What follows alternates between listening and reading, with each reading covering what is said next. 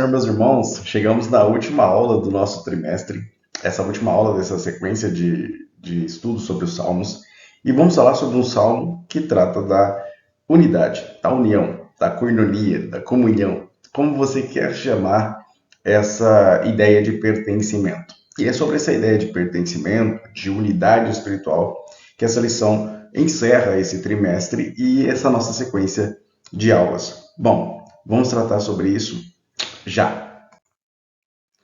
O Salmo 133 é o tema da nossa conversa de hoje e ele inicia assim: quão bom e quão suave é que os irmãos vivam em união. Essa união é que nos chama a atenção. Que tipo de união é essa? Como a gente pode alcançar esse nível de união e como a gente combate o contrário, o antônimo, a desunião, a desarmonia? O resumo da lição vai dizer que a unidade da Igreja de Cristo começa em Deus, em nosso relacionamento pessoal com Cristo. A gente já tratou desse assunto em lições anteriores, dizendo que a nossa relação vertical, aqui, tá? Nessa imagem, se a gente virar ela certinho, fica o formato da cruz. Você vai ver que a nossa relação vertical, designada aqui pelo poste, né, pelo poste central, ela define a nossa relação horizontal, ou seja, a relação irmão-irmão. Por isso que este salmo, o salmista, ele enxerga nessa relação com Deus, no culto, no momento de comunhão da igreja, no momento que a igreja é igreja, ou seja, no momento em que todos nós nos congregamos, porque tem um detalhe que é muito importante ser ressaltado logo no começo. Você sozinho não é igreja. Você sozinho é filho de Deus. Você sozinho faz parte do corpo da igreja. Mas a igreja é a comunidade, é a comunhão dos santos. Portanto, você sozinho, isolado, sem uma congregação, sem estar em lugar nenhum, não é igreja. Você simplesmente é um filho de Deus. Para ser a igreja, precisa estar dentro, integrado a um corpo, a uma comunidade. Tá bom? Então, portanto, cuidado ao se referir a si mesmo como eu sou a igreja. Não, você não é. Você faz parte da igreja desde que esteja em uma comunidade, em comunhão. Bom, e é aí que a gente vai examinar este belíssimo salmo. O salmo faz alguns comparativos em relação a esse caráter de união, esse pertencimento. Quando ele diz quão bom e quão suave é que os irmãos vivam em união, e aí começa a fazer comparações, é como óleo precioso sobre a cabeça que desce sobre a barba de Arão. Ele está falando do óleo da unção sobre o sacerdote, o sumo sacerdote, Arão, que era sumo sacerdote, aquele que representava a ligação entre Deus e o povo, aquele que fazia a intermediação entre o povo e Deus. Moisés era o símbolo do profeta, aquele que representava Deus.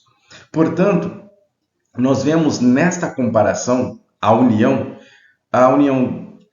horizontal refletida na união vertical, ou seja, o óleo precioso que mostra a consagração do sacerdote também é a amostra da integração entre o povo, a igreja e Deus. E assim também é uma amostra da união do povo com o povo, do povo que se une para adorar esse Deus único.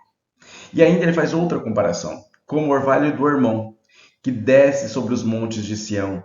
Ou seja, ele está pegando um lugar mais alto, que ficava gelado a parte de cima do monte, do cume do monte.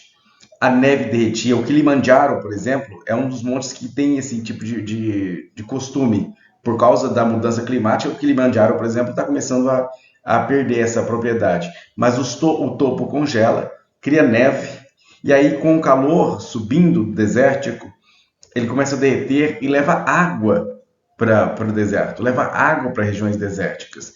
Assim ele está dizendo, o orvalho do Hermon, esse lugar que esfria para que aqui embaixo, no meio do deserto, no meio do calor, no meio do sofrimento, haja refrigério de água, esse é o lugar de união. É assim que a união deve ser feita. Vem de cima, trazendo refrigério sobre os que sofrem abaixo. Ou seja, aqueles que estão unidos vão se compadecer do sofrimento do outro, vão ter empatia, vão amar aquele que está fraco, vão suportar aquele que está em momento de adversidade.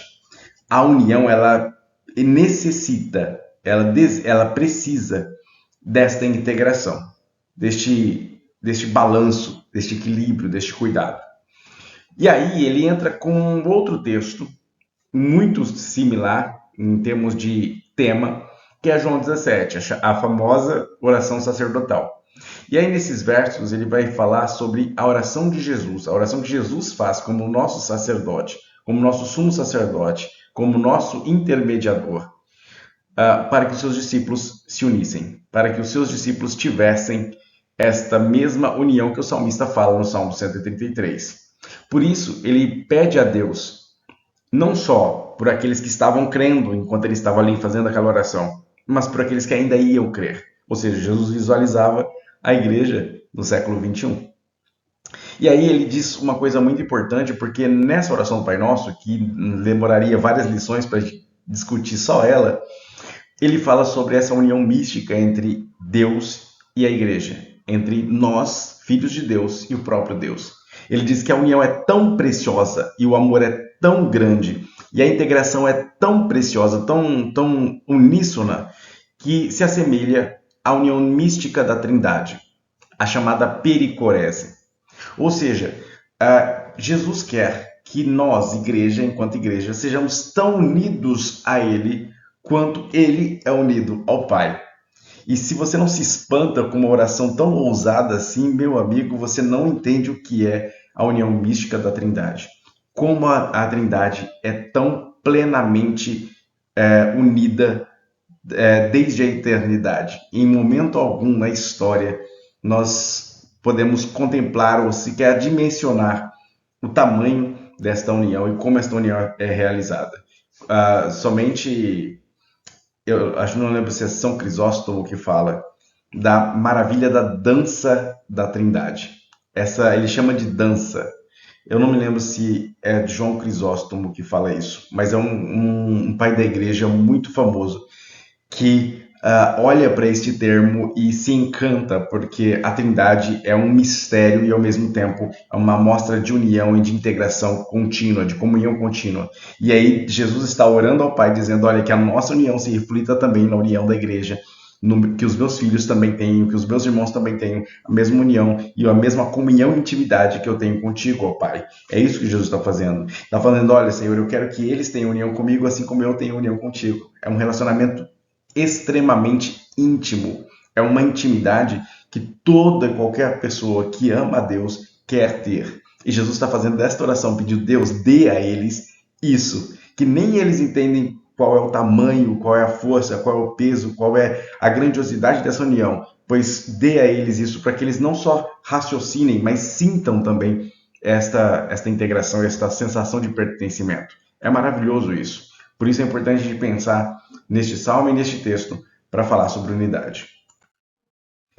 E aí a primeira lição, né, essa primeira unidade, ela vai falar sobre a beleza dessa unidade. E aí ele vai dizer sobre os cânticos dos degraus, que este Salmo 133, ele faz parte desse conjunto de hinos que eram cantados quando subia-se para Jerusalém. Então nós temos ali salmos de confiança, de alegria, de pessoas que viam a mão de Deus agindo nas suas vidas. E aí percebiam que Deus estava guiando a história. Há muitas teorias de como era, para que servia esses cânticos dos degraus.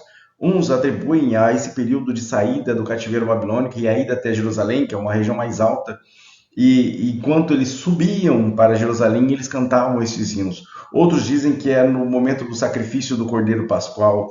Outros dizem que é na entrada do sacrifício no templo, né, os três espaços em que o sacerdote passa: o ato externo, o Santo dos Santos, o Santíssimo, Mas o que importa é que estes salmos são cantados em alegria e confiança no Senhor, sabendo que Deus está cuidando de todas as coisas. Então, quando nós cantamos ou quando nós lemos os Salmos 120 a 134, que são os cânticos dos degraus, nós estamos falando, dizendo para Deus que nós confiamos nele, apesar de todas as circunstâncias parecerem dizer não ou as circunstâncias parecerem difíceis.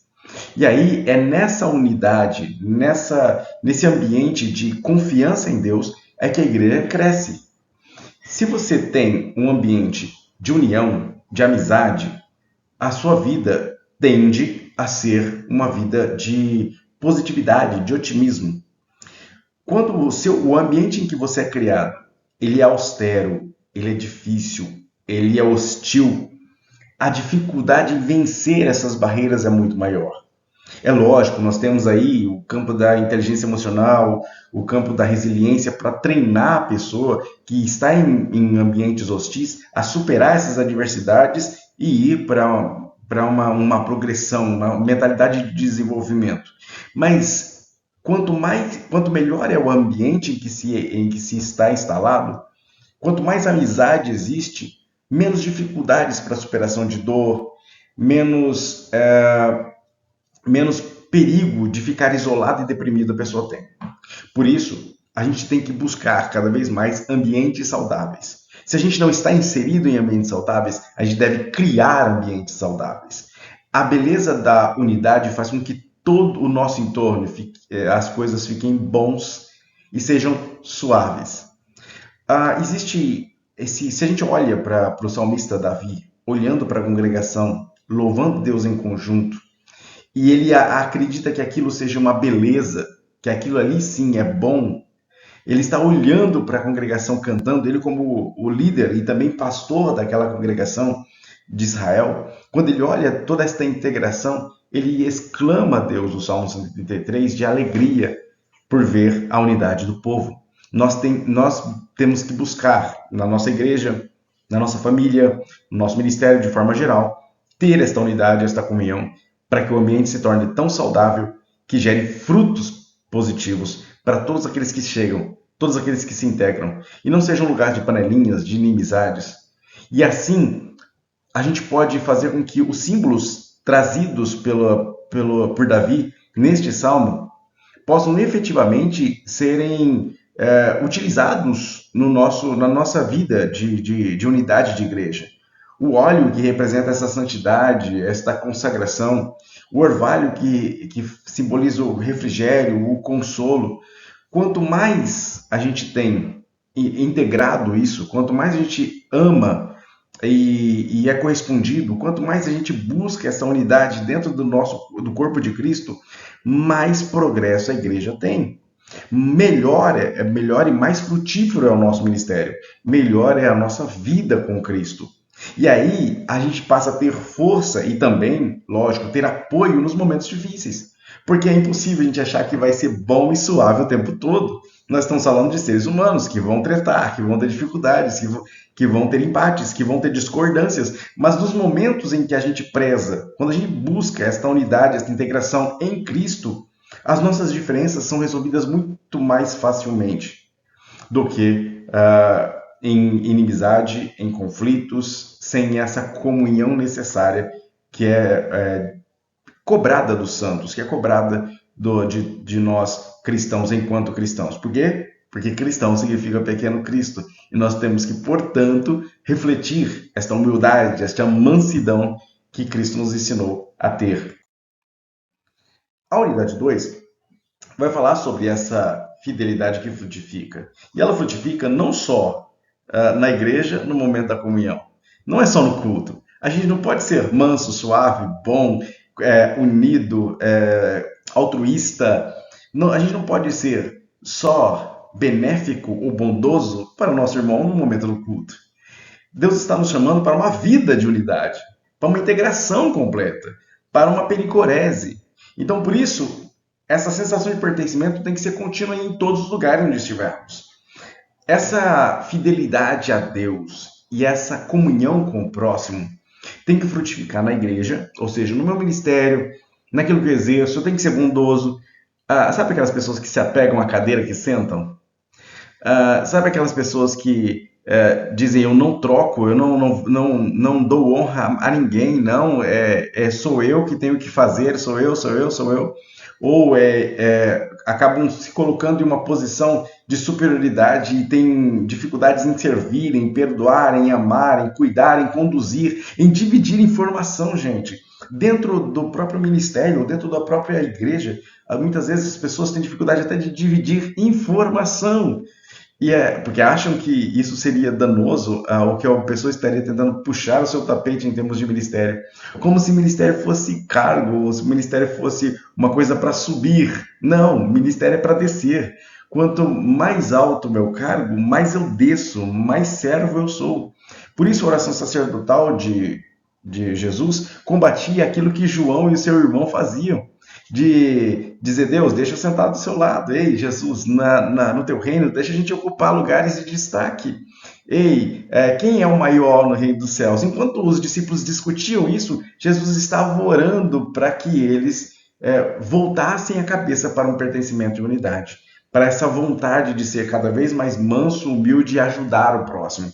E essa ajuda faz com que você se aproxime de Deus. Essa comunhão e essa busca por amar e cuidar do próximo, ser altruísta, ser bondoso, essa comunhão vai fazer com a igreja vai fazer com que você também se aproxime do nosso Deus. E aí a promessa estendida para os discípulos é uma promessa estendida para a igreja. Quando em João 14, Jesus está consolando os discípulos, fazendo uma promessa a eles de que ele vai voltar, que ele vai preparar uma morada, que ele sabe o que vai acontecer, mas que ele está no controle de todas essas coisas, ele está dizendo, olha, existe um relacionamento entre nós. Eu estou fazendo uma promessa de casamento a vocês, uma promessa de que eu vou sair daqui, eu vou preparar um lugar para nós, mas um dia eu vou voltar para que vocês estejam comigo. Às vezes as pessoas se espantam quando eu digo isso, eu já disse isso em vários vídeos já. O céu não é um lugar, o céu é uma pessoa. Gente, acorda. Jesus em João 14, ele diz, olha, eu vou, mas eu voltarei para vos levar para mim. Jesus não promete o céu, ele promete mais que isso, ele promete a si mesmo, relacionamento íntimo. Você estar com Cristo é céu aonde Cristo estiver. Você estando com ele é céu aonde ele estiver. Por isso o céu não é um lugar específico só. Ele é a presença, uma pessoa. É por isso que a gente tem a antecipação do céu com a ação do Espírito Santo dentro da igreja. É uma promessa cumprida de união, de integração, de comunhão. E essa koinonia, ela se reflete pela ação do Espírito Santo dentro do corpo da igreja. Essa comunhão, ela acontece, como Paulo diz aos Filipenses. Ele fica alegre, ele mesmo em prisão, ele se enternece e está cheio de ternura e de alegria pelos membros de Filipos, porque eles se uniram em prol de Paulo. Por isso que essa união tem que ser buscada. Para que essa comunhão seja manifesta, o Espírito Santo se manifeste nesta comunhão. A gente deve ser irmãos não só no sangue, mas também no coração, na mente, juntos. Como eu disse aqui, sermos mais parecidos com Davi e Jonatas, que não eram irmãos de sangue, mas que tinham almas que se amavam, do que Caim e Abel, que eram irmãos de sangue, e que Caim odiava Abel e executa o primeiro homicídio. Como diz um amigo meu, a população mundial eram só 4 pessoas e já houve um genocídio ali. 25% da população mundial morreu no assassinato de Abel. Portanto, nós temos violência desde o início e entre irmãos. É isso que a oração sacerdotal não quer. É isso que a oração sacerdotal quer combater. Trazer unidade e harmonia faz com que o mal se afaste. Nós, quanto mais próximos um dos outros estivermos, mais próximos de Deus estaremos, e o contrário é verdadeiro. Quanto mais próximos de Deus estivermos, mais próximos uns dos outros também estaremos. Por isso que essa unidade, só assim, essa unidade gera fruto. Pois toda desunião, toda inimizade é estéril, ou seja, não traz frutos bons. Ou pior ainda, apodrece a árvore, destrói a árvore. E aí o que parece apenas beleza, quando chega o momento de adversidade, viram galhos secos. O inverno chega e aquela árvore não tem força, não tem raiz, não tem quem ajude. E no final das contas, ela morre. Portanto, a unidade é vital para a vida da igreja.